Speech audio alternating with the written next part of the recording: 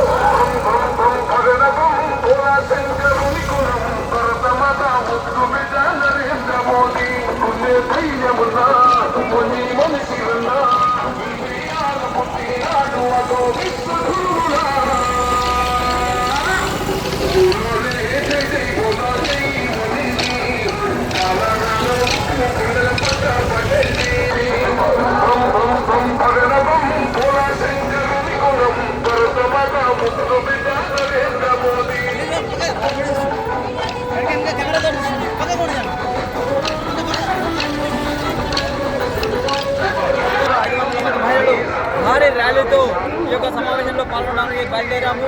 మనం చూస్తూ ఉన్నాము. ఒక 2 రోజులు అయితే మళ్ళీ ఎలక్షన్ ఉన్నది. కానీ మా యొక్క 32వ డివిజన్లో ఆల్రెడీ మద్యము ఏరువై పారుతున్నది. ఒక్కొక్కరింటికి కూడా మద్యం చేరింది. కానీ స్వచ్ఛందంగా ఓటు వేసి మమ్మల్ని గెలిపించాల్సిందిగా ఓటర్లందరినీ కోరుతా ఉన్నాను. మద్యానికి పైసలకు బానిసై ఓటు వేయకండి.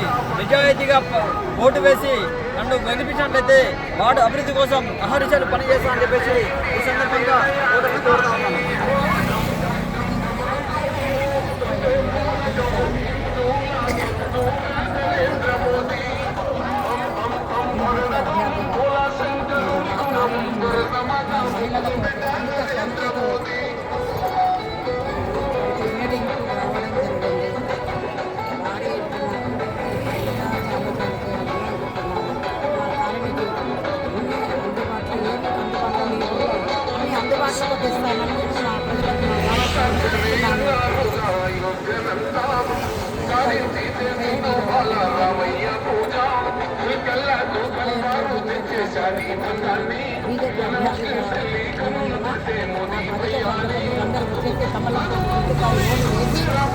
గెలిపించవలసిందిగా కోరుచున్నాను.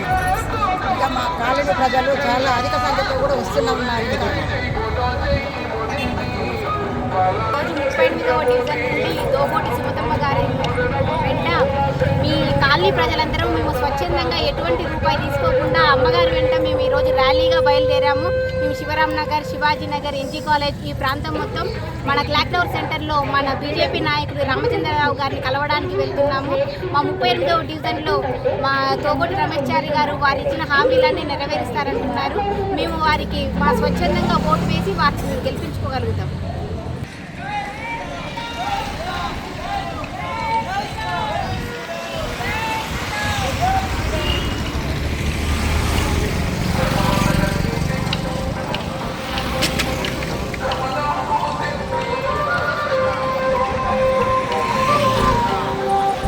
వార్డు నుంచి తరలి వస్తున్న మహిళా మండలందరికీ కూడా స్వాగతం, సుస్వాగతం. ముఖ్యంగా గత అనేక సంవత్సరాలుగా గెలుస్తున్న అభ్యర్థి మీద తీవ్ర వ్యతిరేకతతో ఈసారి భారతీయ జనతా పార్టీ వైపు చూస్తున్నారు.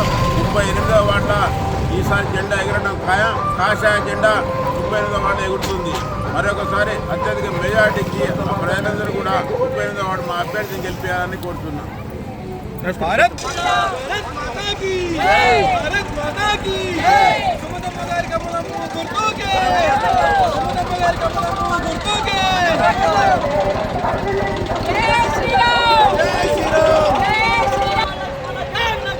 जय बोलो हनुमान की, राम लक्ष्मण जान की, जय बोलो हनुमान की। जय बीजेपी, जय बीजेपी। नरेंद्र मोदी गारी नायकत्व वर्धिल्लाలి, नरेंद्र मोदी गारी नायकत्व वर्धिल्लाలి। जय बीजेपी, जय बीजेपी।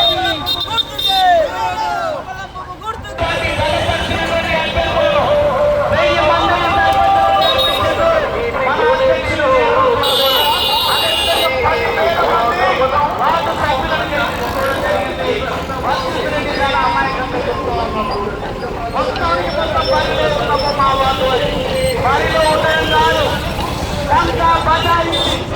గెలవబోతా ఉన్నాము మున్సిపాలిటీలను, కార్పొరేషన్లను ఈ సందర్భంగా తెలియజేస్తా ఉన్నాం. అయితే రేవంత్ రెడ్డి మాటల విషయంలో కూడా పట్టు లేదు ఈ ముఖ్యమంత్రికి.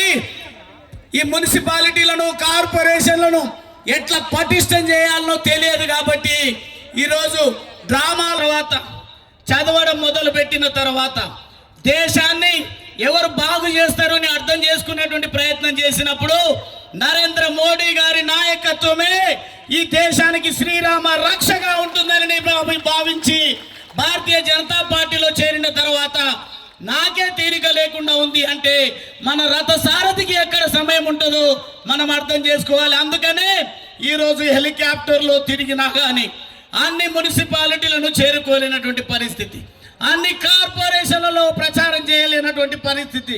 కాబట్టి నరేంద్ర మోడీ గారి నాయకత్వాన్ని పటిష్టపరచాలంటే మీరే రామచంద్రరావు గారు కావాలి. నమ్మకాన్ని వమ్ము చేయకుండా 11వ తారీఖు నాడు జరిగేటువంటి ఎన్నికల్లో కమలం పువ్వు గుర్తుకు ఓటు వేసి ఆపరేషన్ పైన ఈ కాషాయ జెండాను ఆడించాల్సిందిగా విజ్ఞప్తి చేస్తూ ఇప్పుడు పెద్దలు గౌరవనీయులు మన రాష్ట్ర రథసారథి అన్న రామచంద్రరావు గారిని మాట్లాడాల్సిందిగా ఆహ్వానిస్తా ఉన్నా.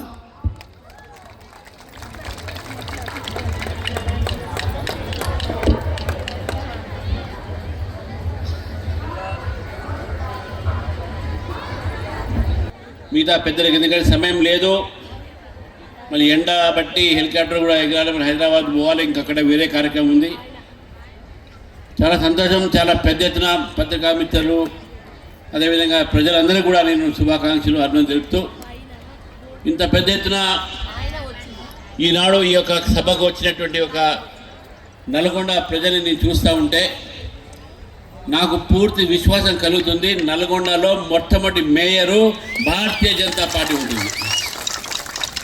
నేను కూడా ఉమ్మడి జిల్లా వాసిని, ఇప్పుడు సూర్యాపేట జిల్లాలో పోయింది.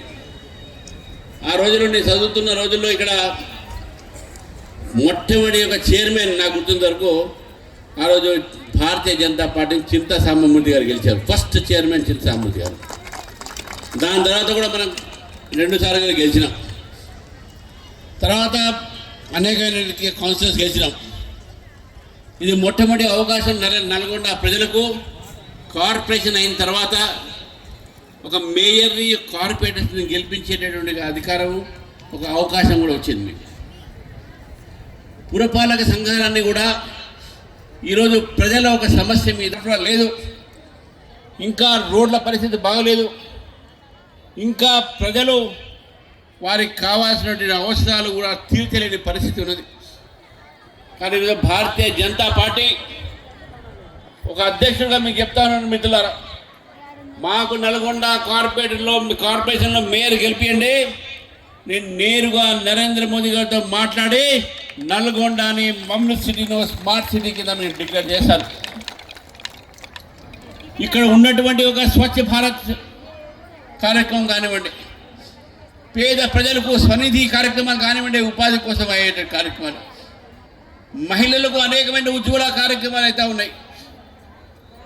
చాలా కార్యక్రమాలు మనం చూస్తూ ఉన్నాం. ఇవన్నీ కూడా కేంద్ర ప్రభుత్వం నుంచి కార్యక్రమాల్ని నల్గొండ ప్రజలకు నేరుగా అందే ప్రయత్నం కూడా భారతీయ జనతా పార్టీ చేస్తుంది. మిత్రుల ఫైనాన్స్ కమిషన్ నుంచి అన్ని మున్సిపాలిటీస్కు మున్సిపల్ ఈ ఒక నగరాన్ని ఎప్పుడు కూడా అభివృద్ధి చేయలే. నగరాలలో అభివృద్ధికి రావాల్సినటువంటి కేంద్రం నుంచి వచ్చినటువంటి నిధుల్ని దారి మళ్లించిన సంగతి మనం చూసినాము. కాబట్టి మిత్రులారా, ఈరోజు జరగొద్దు అంటే అది భారతీయ జనతా పార్టీ మాత్రమే అది ఆపగలుగుతుంది. మీరు ఒక్కసారి చూడండి, మన రేవంత్ రెడ్డి గారు అన్నారు అసెంబ్లీలో, నాకు జీతాలు ఇవ్వడానికి కూడా నా దగ్గర నిధులు లేవన్నాడు. పెన్షనర్స్ గవర్నమెంట్ ఒక ఎంప్లాయీస్గా పనిచేసినటువంటి గవర్నమెంట్ ప్రభుత్వ ఉద్యోగంగా పనిచేసినటువంటి ఒక రిటైర్డ్ ఎంప్లాయీస్ కూడా ఈరోజు పెన్షన్ ఇవ్వలేని పరిస్థితి ఉంటే దాదాపు రాష్ట్రంలో 40 మంది ఆత్మహత్య చేసుకుంటారు. ట్యాక్స్ టెర్రరిజం చేస్తాడు. మీ మీద పన్ను భారం పెట్టి మీ యొక్క కష్టాన్ని ఈ ప్రభుత్వాలు ఈ పార్టీని దోచుకుంటుందన్న విషయాన్ని మీకు తెలియజేస్తాను మిత్రులారా. మమ్మల్ని దోచుకుంటారు వీళ్ళు. గత ప్రభుత్వం కూడా, బీఆర్ఎస్ ప్రభుత్వం కూడా ఈ యొక్క ప్రభుత్వం ప్రజలకు పనిచేయలేని ప్రభుత్వం. అది ప్రజా సొమ్ముని అవినీతి పరంగా సంపాదించుకొని గతంలో ఉన్నటువంటి ఒక బీఆర్ఎస్ ప్రభుత్వము దాన్ని మార్చాలని చెప్పి ప్రజలు కాంగ్రెస్కు అవకాశం ఇస్తే వాళ్ళు దొంగలయ్యారు, వీళ్ళు దోపిడి దొంగలయ్యారు. అది మనం చూస్తూ ఉన్నాం. ఈరోజు వాళ్ళు మనం దోచుకున్నారు, వీళ్ళు మనం దోచుకుంటున్నారు. కానీ భారతీయ జనతా పార్టీ దేశవ్యాప్తంగా కూడా ఏ రాష్ట్రాలు అయితే పరిపాలిస్తున్నాయో ఎక్కడ కూడా అవినీతి లేదు. అవినీతి రహితమైనటువంటి ప్రభుత్వాలు భారతీయ జనతా పార్టీ ప్రభుత్వాలు. కేంద్రంలో నరేంద్ర మోదీ గారు 12 సంవత్సరాల నుంచి పరిపాలిస్తున్న ఒక్క అవినీతి సంఘటన జరగలేదు. మేము మీకు చెప్తా ఉన్నాం మిత్రులారా, భారతీయ జనతా పార్టీకి ఒక అవకాశం ఇవ్వండి. నల్గొండలో కూడా అవినీతి రహితమైనటువంటి పాలన మన నల్గొండ కార్పొరేషన్లో వస్తుంది. మీ అందరూ జీవితాల్లో మార్పులు తీసుకొచ్చే ప్రయత్నం భారతీయ జనతా పార్టీ చేస్తుంది. ముఖ్యమంత్రి కూడా తిరుగుతా ఉన్నారు హెలికాప్టర్ వేసుకుని అక్కడిక్కడికి. మంచిది, వాళ్ళ పార్టీ ప్రచారం తప్పే లేదు. కానీ ఎంత అబద్ధాలు ఆడుతున్నారంటే ఎంత అబద్ధాలు ఆడుతున్నారంటే మేము అది చేస్తాం ఇది చేస్తామంటే నువ్వు చేసేది తర్వాత దేవుడు గారుగా నువ్వు మాట్లాడేది ఏం చేసినావు అడుగుతావు నన్ను. చేవళ్ళలో ఎస్సీ డిక్లరేషన్ అన్నావు, కామారెడ్డిలో బీసీ డిక్లరేషన్ అన్నావు, వరంగల్లో రైతు డిక్లరేషన్ అన్నావు, మహబూబ్నగర్లో యువ డిక్లరేషన్ అన్నావు. ఏమైనా మీ బీఆర్ఎస్లో ఉన్నారు. మరి బీఆర్ఎస్ కాంగ్రెస్ ఒకటే కాదా? ప్రజలు ఓటేసి గెలిపిస్తే పార్టీలు మారుతా ఉన్నారు. నేను ఇక్కడ చెప్తున్నాను, ఎవరైనా పార్టీ మారరు అంటే అది కేవలం భారతీయ జనతా పార్టీ క్యాండిడేట్స్ మాత్రమే, అభ్యర్థులు మాత్రమే అనే విషయాన్ని మనం గుర్తుపెట్టుకోవాలి. కాబట్టి ఒక సుస్థిరమైనటువంటి ఒక పరిపాలన మనకు కావాలి. రేవంత్ రెడ్డి గారు చెప్తా ఉన్నారు, రామచంద్రరావు నన్ను రేవంత్ దీన్ అన్నాడని.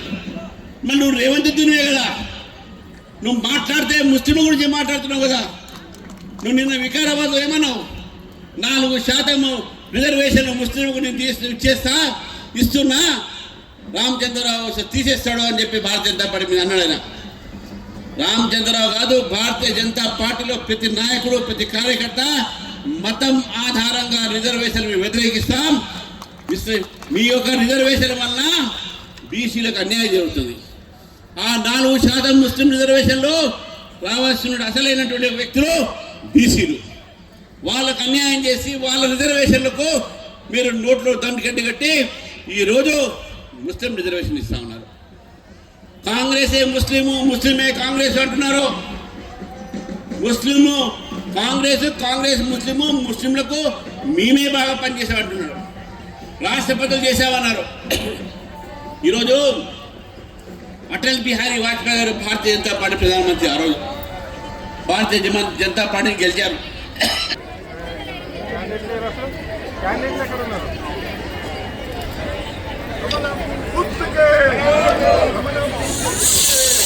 ఈరోజు ఈ యొక్క సమావేశానికి వచ్చేసిన మీ అందరికీ కూడా ప్రత్యేక ధన్యవాదాలు. వారు హెలికాప్టర్లు వచ్చిండ్రు. ఆ హెలికాప్టర్ ఎందుకంటే ఎండ ఉన్నప్పుడే అది టేక్ ఆఫ్ కావాలి కాబట్టి వారు తొందరగా వెళ్ళాల్సినటువంటి. బీజేపీ గెలుస్తుంది, ప్రతి డివిజన్ లో కూడా బీజేపీ గెలుస్తుంది. కాషాయం జెండా నల్గొండలో ఎగరవేయబోతా ఉన్నాం. భారత్ మాతాకి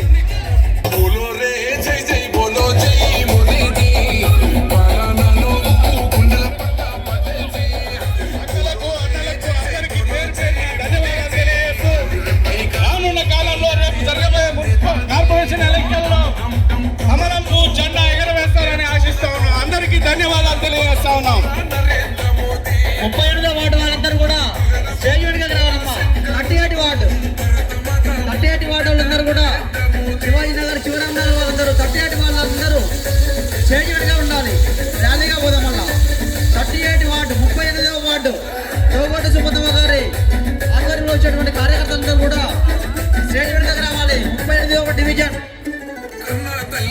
వాడు మరిగడం చక్కగా